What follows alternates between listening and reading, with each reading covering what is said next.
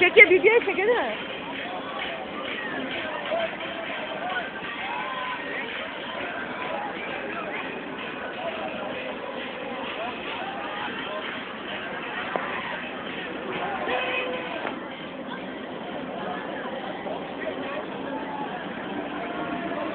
Annem el sallıyor onu.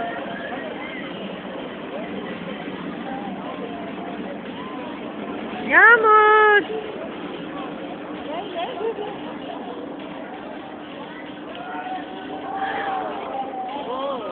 O çok tehlikeli ya. Direktörü çeviriyor. Şuna baksana.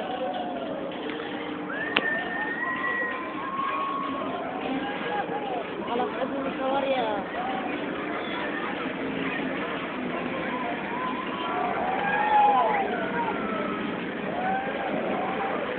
Yağmur.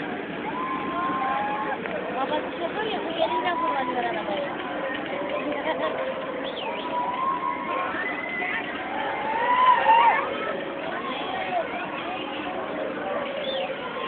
Buradan tüylerim diken diken oldu.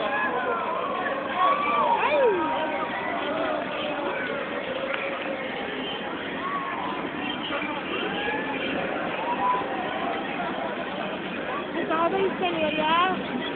Adam Yağmur. Yağmur.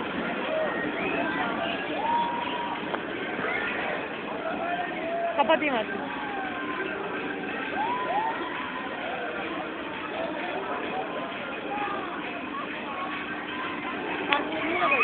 Sana verdim ya. Verelim mi? Verdim.